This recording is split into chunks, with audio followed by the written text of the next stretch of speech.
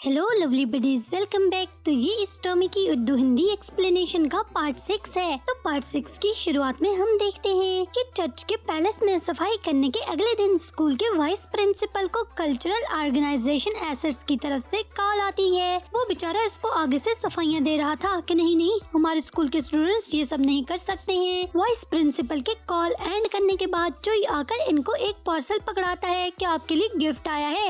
Parcel को खोलकर देखने पर तो वाइस प्रिंसिपल को इन सभी की सीसीटीवी पिक्चर्स मिलती हैं। वाइस प्रिंसिपल फिर डोगो को अपने पास बुलाकर तो इसे बधाई देता है कि ये सब तेरी क्लास के चूजे हैं ना, जिन्होंने शानदार कारनामा सर अंजाम दिया है। पर डोगो आगे से काफी देर तक इन सभी को बचाने की कोशिश करती रहती है कि इन पिक्चर्स को देखकर भला कैसे प्रूव किया जा सकता है कि ये सब इन्होंने किया है। पर वाइस प्रिंसिपल इसको बोलता है कि छोड़ो ये सब, मुझे इस सब के बारे में कुछ भी पता नहीं है। बस मेरे को तो इतना पता है कि इन्होंने बोला है कि पहले तो मैं खुद इस कल्प्रेट को पकड़ूं, और अगर ऐसा न कर सका तो फिर वो इस मामले को एजुकेशन बोर्ड, पुलिस इन्वेस्टिगेशन और मीडिया तक लेकर जाएंगे। जिसको सुनकर तो डोगो भी फिर सीरियस हो जाती है। ये मामला काफी खराब लग रहा है। इधर क्लास में शिनहाओ, मिनसई और सेओलचन ने मीटिंग बुला रखी थी, मतलब साथ बैठे डिस्कस कर रहे थे। शिनहाओ इनके साथ साथ खुद को भी धीरे दे रही थी और इनको बोलती है कि मैंने बहुत अच्छे से देखा, पक्का वहाँ पर कोई कैमरा वैमरा नहीं था, कि वो हमें बिल्कुल भी नहीं पकड़ पाएंगे। और सेओलचन को बोलती है पप्पा तुम तो बिल्कुल भी फिक्र न करो, अगर उन्होंने हमें पकड़ भी लिया ना तो मैं तुम्हें कुछ नहीं होने दूंगी, सारा इल्जाम खुद पर ले लूंगी। जिस पर सेओलचन उसकी तरफ सिर्फ मुस्कुराता ही है, पर बेचारा दिल में बहुत ज्यादा घबराता है। फिर वो बेचारे तीनों अभी अपने बचने के लिए ताने बाने बुन ही रहे होते हैं कि सियोन वो जहन्नम के दारोगा की तरह वहाँ आकर जोर जोर से इन सभी के एक एक करके नाम पुकार कर इन सभी को डोगो की खिदमत में हाजिर होने को बोलता है। और इस समय इन सबको सियोन वो बहुत ही बुरा जहर लग रहा था। जब वो सब लोग डोगो के पास बैठे अपने भागते हुए की पिक्चर्स देख रहे होते हैं तो डोगो इनसे पूछती है कि अब सीधे सीधे बताओ किसने ये कांड किया है। सब सुनकर जिस पर बोलते हैं ये मैंने नहीं किया, ये मैंने नहीं किया। तो डोगो भी सुनकर बोलती है कि बच्चों अब तो तुम लोग आखिर तक यही कहते रहोगे ना, मैं सिर्फ सच सुनना चाहती हूँ। और इनको बोलती है कि अब जिसने भी ये कांड किया है बता ही दो। तुम लोगों के साथ साथ पैलेस के ऑनर की भी बात है। जिसको सुनकर तो सेओलचन आगे से बोलता है कि छत के चंद टाइल्स टूटने से पैलेस के और हमारे ऑनर की बात कैसे हो गई। जिसको सुनकर तो डोगो को शॉक लगता है कि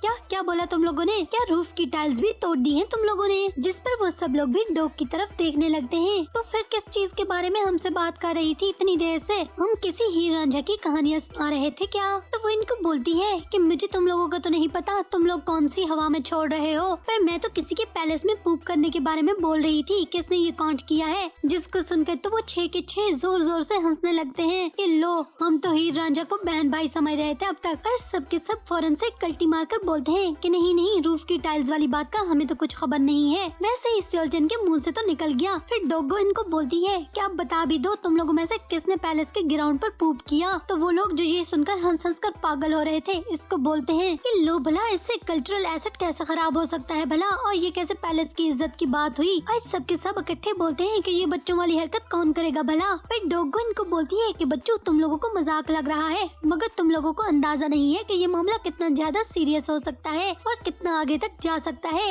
अगर स्कूल वालों ने कल्प्रेट को खुद नहीं ढूंढा ना तो मिनिस्ट्री वाले ये मामला पुलिस तक लेकर जाएंगे। जिसको सुनकर तो वो लोग फिर थोड़े सीरियस हो जाते हैं। और फिर सबके सब लोग एक एक करके तो डोगो को बोलते हैं कि नहीं ये मैंने नहीं किया, ये मैंने नहीं किया। जब उस बेचारी को कुछ भी समझ में नहीं आता तो आखिर पर वो इनको पूप की पिक्चर भी दिखाती है, जिसको देखकर बेचारों को वोमिट तो आ रही थी, पर फिर भी हिम्मत करके बारी बारी देख कर बोलते हैं कि नहीं ये हमारा कारनामा नहीं है। और सेओलचन तो बेचारा बार बार बोलता है अबे टीचर मैं तो स्टार हूँ, मैं तो स्टार हूँ, ये मैं कैसे कर सकता हूँ भला। फिर जब डोगो इन सभी से हाँ बुलवाने में नाकाम हो जाती है, ऊपर से वाइस प्रिंसिपल का इसको बहुत ज्यादा खौफ होता है और सोचती है कि सीधी उंगली से तो घी निकल नहीं रहा, ये मुझसे नहीं हो पाएगा। और फौरन से प्रिंसिपल को कॉल लगाने के लिए जैसे ही नंबर डायल करती है चोई वहाँ पर आ जाता है और इसको बोलता है कि अबे इतनी जल्दी हिम्मत क्यों आती है, रुक तो जरा सब्र तो कर। जिस पर फिर डोगो इन सभी को दोबारा से इकट्ठा बिठाकर तो चोई को इनके पास भेजती है, मतलब कि अब ये मामला चोई हैंडल करने वाला था। फिर चोई इन सभी के पास जाकर इनको खूब डराता धमकाता और 2 की 10 लगाकर बता रहा था और इनको बोलता है कि अगर नहीं मानोगी तो ये हो जाएगा वो हो जाएगा। और सब लोग पुलिस वाली बात से तो बहुत ही ज्यादा डरे हुए थे और इनको बोलता है कि अगर इनमें से कोई भी इस बात को नहीं मानेगा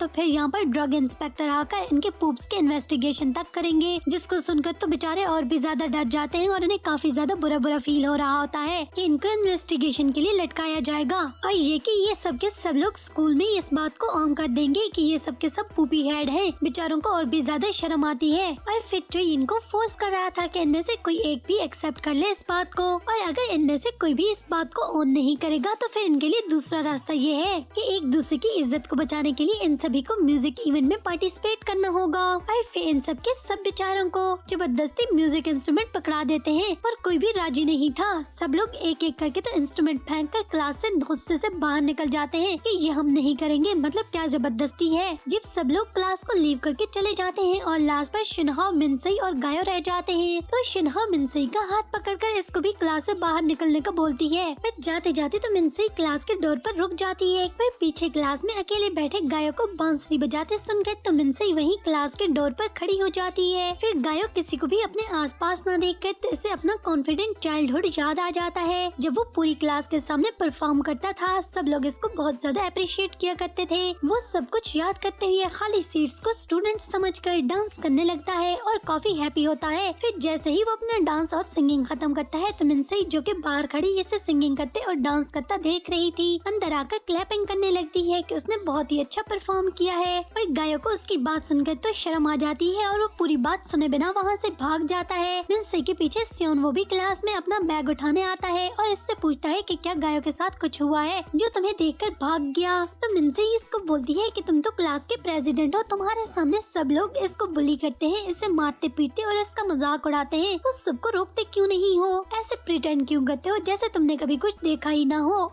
इससे पहले कि वो इसे कुछ भी बोलता, वहाँ पर माजून ही और शिंजे जीसू के साथ वहाँ पर आ जाते हैं। वो सभी लोग सियोनवो को घर जाने के लिए बुलाने आ जाते हैं। फिर रास्ते पर जाते हुए शिंजे को लगता है कि सियोलचन एमी किसी सड़क छाप फैमिली का हिस्सा है और हमारे स्कूल में बहुत बड़ा स्टार बना फिरता है और स्कूल कॉलेज के स्टूडेंट्स को अपना दीवाना बनाकर पैसा कमाकर हमें पागल बना रहा है। शिंजी क्योंकि सियोलचन को बिल्कुल भी पसंद नहीं करता है और माजून ही तो सियोलचन का फैन था। तो वो इसकी बात सुनकर इसको बोलता है, अबे तुम इसके बारे में कुछ नहीं जानते हो, इसके फादर एक बहुत ही फेमस प्रोफेसर हैं और वो ऐसी वैसी फैमिली से बिल्कुल भी ताल्लुक नहीं रखता है। और इसको बोलता है कि मैं तो काफी हैरान हूँ, क्या तुम्हें नहीं पता कि तुम्हारी फैमिली सियोलचन की फैमिली के काफी ज्यादा क्लोज है? पर शिंजी को इसके बारे में कुछ भी पता नहीं था। तब शिंजी को पता लगता है कि अच्छा वो मेरी तरह किसी नोबल फैमिली का चश्म चराग है, तभी तो इसका नखरा भी मेरी तरह सातवें आसमान पर रहता है। और इनके साथ चलती जीसू जो कि सियोलचन की तो फैन थी, पर इसको मिनसई पर बहुत ज्यादा गुस्सा था। वो इसके बारे में बहुत बुरा बुरा बोलने लगती है कि सियोनवो उसको रोककर वहाँ से जल्दी से चला जाता है, क्योंकि सियोनवो मिनसई के बारे में कुछ भी गलत नहीं सुन सकता था।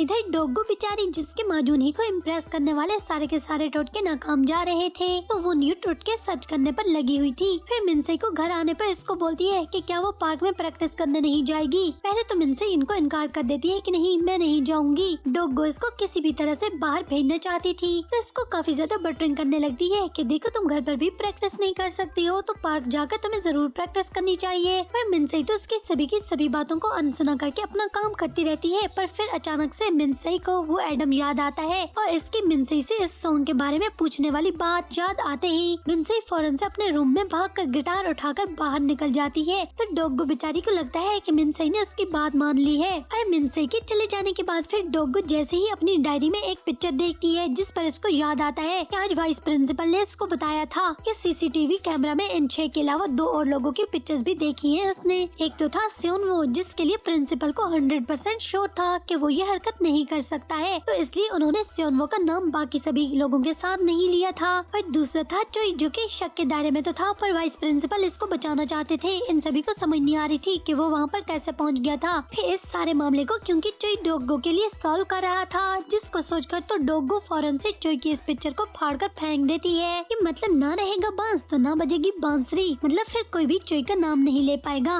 और सियोनवो तो खैर है, स्टूडेंट ही है उनकी तरह। फिर मिनसई पार्क जाकर इस एडम को खोजने लगती है। फिर थोड़ी देर बाद वो इसको वहाँ पर दिख जाता है। फिर मिनसई इसको छुप छुप कर देखने के बाद इसको घर जाते देखकर तो इसका पीछा करने लगती है और काफी देर तक इसका ऐसे ही पीछा करती रहती है और साथ साथ में स्ट्रीट साइंस की पिक्चर्स भी लेती जाती है। और फिर आखिर पर वो इस एडम के घर के बाहर पहुँच जाती है और अंदर घुसकर देख रही होती है कि क्या ये उसी का घर है। और जैसे ही उसके घर की पिक्चर्स ले रही होती है, वो एडम फौरन से इसके पीछे से आकर पकड़ लेता है और इससे बोलता है कि ये पिक्चर्स क्यों ले रही थी तुम। उस एडम को गलतफहमी हो जाती है, उसे लगता है कि मिनसई को किसी ने इसके पीछे लगा रखा है और इसको बोलता है कि अच्छा तो उस दिन वो सॉन्ग भी तुम किसी मकसद के तहत ही मुझे ट्रैप करने के लिए सिंग कर रही थी क्या पार्क में। मिनसे उससे डर जाती है और फौरन से भागकर वहाँ से जैसे ही जाने लगती है कि आगे जाकर वहाँ पर गिर जाती है, जिससे इसके घुटने पर चोट लग जाती है। फिर वो एडम मिनसे के घुटने पर लगे वुंड को साफ करता है। अपना वुंड साफ करने के बाद तो जैसे ही मिनसे वहाँ से जाने लगती है तो वो एडम इसको रोककर बोलता है कि तुम्हारे गिटार की स्ट्रिंग टूट गई है गिरने से, तो मैं इसको जोड़ देता हूँ। फिर वो मिनसे को अपने घर के साथ नीचे एक बेसमेंट में लेकर जाता है, जो कि काफी शानदार था, पर उसकी हर चीज को उसने कवर कर रखा था।